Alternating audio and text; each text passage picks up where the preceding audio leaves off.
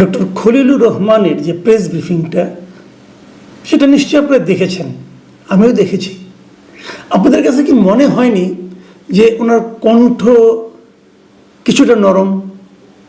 আপনাদের কি এমন মনে হয়নি আগে যেরকম একটা জেদি ভাব ছিল, যে যা মনে করে করুক, যে যা বলে বলুক, আমাদের কাজ আমরা করব, সেই যে তার ঔদ্ধত্য বলেন, সেই যে তার দৃঢ়তা বলেন, সেটা কেন যেন আজকে আমার কাছে অনুপস্থিত মনে হয়েছিল। এবং তার কথাতেও তার যে সারবত্তা, মূল কথার যে মূল বক্তব্য, সেখানেও যেন এক ধরনের নমনীয়তা আমি লক্ষ্য করেছি।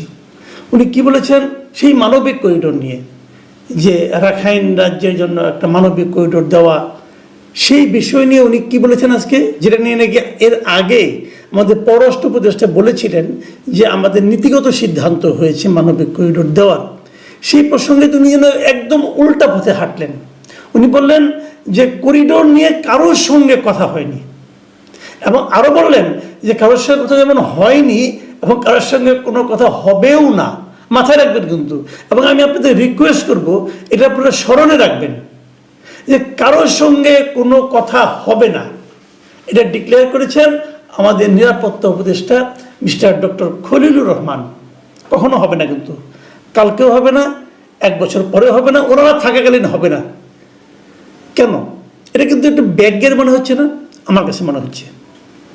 এখন এই ব্যাগ্যের পেছনে কী কারণ, সে আলোচনাটা আমি করছি। তার আগে এই আজকে যেটা সংবাদ সম্মেলনটা হয়েছে, সেখানে উনি কী বলেছেন দেখেন, আমি ওনার কথাটুকু পড়ে শোনাই। মানবিক চ্যানেল আমরা দেব কি দেব না, এটা আমাদের সার্বভৌম সিদ্ধান্ত। মানবিক চ্যানেল নিয়ে আমেরিকা বা চীন কারোর সাথে বাংলাদেশের উপর কোনো চাপ নাই। মানবিক চ্যানেল তৈরি হলে তার পুরো দায়বদ্ধতা থাকবে জাতিসংঘের উপর। বাংলাদেশ শুধু বর্ডারে নিরাপত্তা দেবে।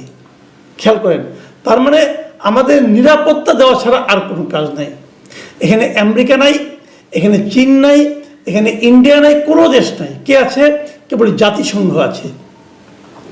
জাতিসংঘ পাঠাবে, আমরা কেবল নিরাপত্তা দেব, আর আমাদের মাটিটুকু দেব ব্যবহার করতে। প্রশ্ন হচ্ছে জাতিসংঘ আমাদের উপর পাঠাবে কেন? এই প্রশ্নের কোনো জবাব নাই। এবং উনি আবার বলছেন যে উনি আবার আমাদেরকে একটু করিডোর কাকে বলে এটা বোঝানোর চেষ্টা করছেন, যে করিডোর হলো সেটা যেখানে নাকি মানুষকে সরিয়ে নেওয়ার কাজ হয়। এখানে তো মানুষ সরিয়ে নেওয়া হবে না ভাই, মানুষ সরিয়ে নেওয়ার কথা বলা হচ্ছে না। বলা হচ্ছে এখান দিয়ে অস্ত্র যাবে কিটা।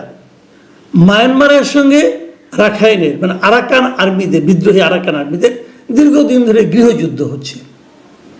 সেই গৃহযুদ্ধে আমরা জড়িয়ে যাব কিনা, এটা হলো বেসিক পয়েন্ট। অন্য আলাপ বাদ দেন, লোক যাবে না মানুষ যাবে, এই আলোচনা কিন্তু হচ্ছে না। হচ্ছে যে রাখাইনের সঙ্গে যে মিয়ানমারের যুদ্ধ হচ্ছে, সেই যুদ্ধে আমরা জড়িয়ে যাব কিনা, জড়িয়ে যেতে চাই কিনা, দ্যাট ইজ দ্য পয়েন্ট। বাকি আলাপ তো হচ্ছে না। এখন ওখানে যদি বড় বড় ট্রাক যায়, ট্রাক ভর্তি জিনিসপত্র যায়, সেই জিনিসপত্রের আড়ালে কোনো ধরনের অস্ত্রশস্ত্র যাবে কিনা, সেই সন্দেহ যদি মিয়ানমার করে, এবং যদি মিয়ানমার মনে করে যে বাংলাদেশের মাধ্যমে অস্ত্র সহযোগিতা যাচ্ছে আরাকান আর্মির কাছে, তাহলে মিয়ানমারের সঙ্গে আমাদের সম্পর্ক খারাপ হবে। সেই খারাপ হওয়ার ঝুঁকিটা আমরা নেব কিনা, এটা হচ্ছে গিয়ে বেসিক পয়েন্ট। তো সেই পয়েন্টে আলোচনা করেন। মানুষ যাবে মানুষ যাবে না এটা তো বলা হচ্ছে না। হ্যাঁ, সরকারের পক্ষ থেকে যে কথাটা বলা হচ্ছে সেটা হলো আমরা আরাকান আর্মিকে হেল্প করব, করার পর যেহেতু সীমান্তের এই দিকে মিয়ানমারের কোনো কন্ট্রোল নাই, যে আরাকান আর্মি এটা দখল করে ফেলাবে, সেখানে আমরা রোহিঙ্গাদের ফেরত পাঠাবো। প্রশ্ন হলো দুটো। 1 নম্বর প্রশ্ন হলো যে আপনি যে ফেরত পাঠাবেন তার কোনো প্রতিশ্রুতি কি ওদের কাছ থেকে পেয়েছেন? আরাকান আর্মিদের কেউ কি বলেছে আপনাকে যে আমরা এখানে রাখাইন রাজ্য প্রতিষ্ঠা করতে পারলে তোমাদের, এবং তোমরা যদি আমাদেরকে সাহায্য করো তাহলে আমরা এই রোহিঙ্গাদের ফেরত দিব? বলেছে?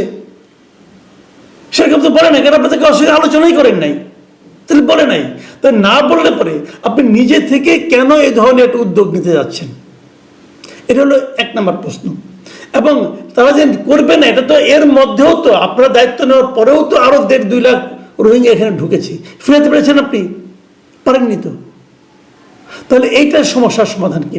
আর দ্বিতীয় কথা, আরাকান আর্মি যে রাখাইনটাকে স্বাধীন রাখতে পারবে তার কোনো গ্যারান্টি আছে? এ পর্যন্ত পৃথিবীর কোনো দেশ কি আরাকান আর্মির এই যে দখল করে আছে রাখাইন রাজ্যটাকে, রাখাইনকে একটা স্বাধীন রাজ্য হিসেবে স্বীকৃতি দিয়েছে? যদি না দিয়ে থাকে তাহলে আপনারা কাকে হেল্প করছেন? তাহলে হবে কি, এটা হতে পারে যে আপনার রাখাইন রাজ্যের এখানে যে আরাকান আর্মি একটা যুদ্ধ চালাচ্ছে স্বাধিকারের জন্য, সেই স্বাধিকার আপনি হেল্প করছেন। যদি আপনি হেল্প করেন সেটা কি আমাদের দেশের পররাষ্ট্র নীতির মধ্যে পড়ে? এই প্রশ্নগুলোর জবাব কিন্তু নেই, যে কারণেই কিন্তু আমাদের মাঝখান থেকে এই সন্দেহটা এসেছিল। বলা হচ্ছিল অনেকদিন আগে থেকে, বলা হচ্ছিল এখানে একটা রাখাইন রাজ্য আমাদের, এখানে জায়গা স্বাধীন রাজ্য হয় সেটা যে আমাদের এলাকার কিছু লোক জায়গাকে দখল করে নিয়ে নেবে না, অথবা তারা যে এটা দাবি করবে না, তারই বা গ্যারান্টি কোথায়? কারণ আপনি তো প্রচুর প্রায় 10 বা 12-13 লাখ রোহিঙ্গাকে এখানে বসিয়ে রেখেছেন। পরে এরা যদি বলে যে আমরা তাহলে রাখাইনের অংশ, বলে এরা যদি দখল না ছাড়ে আপনি কী করবেন? যে আমাদের শেষ পর্যন্ত দেখা যায় আমাদের সার্বভৌমত্ব নষ্ট হয়ে গেছে, আমাদের ম্যাপটাই দ্বিখণ্ডিত হয়ে যাচ্ছে। এই সমস্ত আতঙ্ক কিন্তু সাধারণ মানুষের মধ্যে থাকতেই পারে। আপনারা শেয়ার করতে পারেন, কোনো সমস্যা নেই, কিন্তু মানুষ তো এই প্রশ্নগুলো করতে পারে। এই প্রশ্নগুলোই উঠেছে, তো সেই প্রশ্নের জবাব আপনি এবার দিয়ে যেটা বললেন এটা হলো ব্যাগ গিয়ে রেখেছেন। আগের বার ছিল অধ্যত্ত, আগের বার ভাবখানা এরকম ছিল আপনি দিবেন, তো একটু ধাক্কা খেয়েছেন। এখন প্রশ্নটা হচ্ছে ধাক্কাটা কে দিল? আলোচনাটা কিন্তু উঠছে, ধাক্কাটা কে দিল? কার ধাক্কা খেয়ে, কার ধমক খেয়ে উনি ব্যাগ গিয়ার দিলেন? এই আলোচনাটার সঙ্গে নানা ধরনের জল্পনা কল্পনা, নানা ধরনের কথাবার্তা আমরা কিন্তু শুনছি। আমরা শুনেছি গতকালকে প্রধান উপদেষ্টার সঙ্গে খলিলুর রহমান সাহেবের সঙ্গে 3 বাহিনী প্রধান দেখা করেছেন, কী আলাপ হয়েছে আমরা জানি না। আবার আজকে শুনেছি যে সেনাবাহিনী তার ঊর্ধ্বতন শীর্ষস্থানীয় সেনা কর্মকর্তাদের নিয়ে দরবারে বসেছিলেন, সেখানেও কী আলোচনা হয়েছে আমরা তো আর মিডিয়া থেকে সব জানতে পারি না। নানা রকম লিক হয়, নানা কথা বলে, রীতিমতো পয়েন্ট টু পয়েন্ট আলোচনার বিভিন্ন খবর আমরা পাই, সোশ্যাল মিডিয়ার মাধ্যমে হয়তো আপনারাও পেয়েছেন। সেগুলোতে আমি আর রেফারেন্স হিসেবে উল্লেখ করতে পারবো না, যেহেতু আমার কাছে কোনো তথ্য প্রমাণ নেই। কিন্তু কিছু তো কিছু হয়েছে, না হলে খলিল সাহেবের মতো লোক এত দ্রুত কেন ব্যাগ গিয়ার দেবেন? আমি জানি না শেষ পর্যন্ত কী হবে। আরেকটা বিষয় এই সময় খুব গুরুত্বপূর্ণ, সেই জিনিসটা হলো যে নির্বাচন পেছানোর যে পায় তারা, সেটাও কি হচ্ছে কিনা, এটাও কিন্তু আমাদেরকে ভেবে দেখতে হবে। কারণ আমরা সবসময় বলে আসছি আমরা একটা গণতান্ত্রিক শাসন চাই, এবং আমি যতটুকু শুনেছি এই নির্বাচন কবে নাগাদ হওয়া উচিত, নির্বাচন পেছানো উচিত কি না উচিত, এগুলো নিয়েও নাকি আজকের এই যে আর্মির যে আলোচনা হয়েছে দরবারে, সেখানে নাকি এই বিষয়গুলো এসেছিল, এবং এই বিষয়গুলো গতকালকে মিটিংয়ে এসেছিল এরকমও শুনেছি আমরা।